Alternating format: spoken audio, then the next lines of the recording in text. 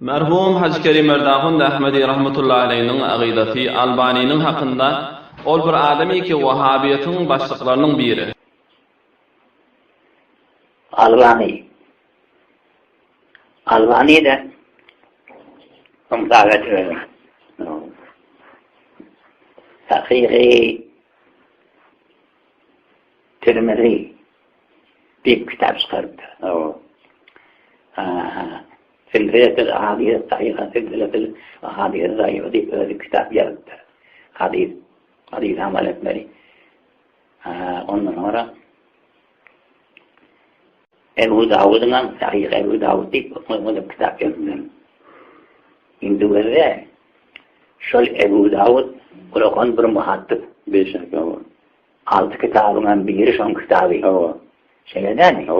Kavul amelen şu hadisler benim bir işime var. Ricalarında hiçbir adamda bir Kur'an bir ayıp yok deyip öyle yer edip cemiyeden kitabı şu bana. Gelin şunu okuyuverin deyip yani. Sonra okuyuptırlar şu mahalle geliptirler. Şimdi şu mahalle şimdi şu var. Şimdi biz racih mercuh bahadis mercuh diyecek olsak öğrende de o adamları görebilmeyek aramız taş olabilir. Mündevaki yüzge çıktı. Beşek. Şeyden mi?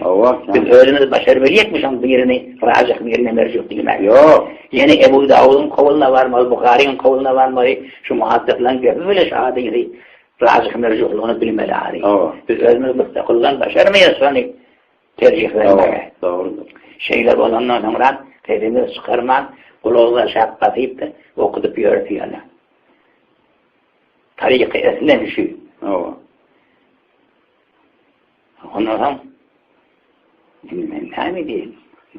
Bu ürünle bana hiç hat muhalif oldum ben bu ürünle.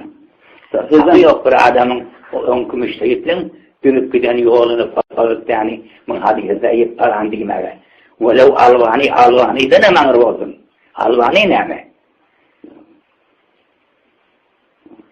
إذا شكت هجرة بين شمال ألواني أنا قادم كان مولوي أفضل هيبارة مولوي أفضل هيبارة ألواني ده نم يقارن الله شل dört mezhepten çıkmandır. Şu Hindistanlı mı da taklidin şu an? Sevden bir risale talip ettiler. Dinen anar var şuna hatta şu at ki Selefiler Mehmedi Gavuri Abdülhayy. Şu an yani öyle içinde de oğuldanım Albani yani adam var.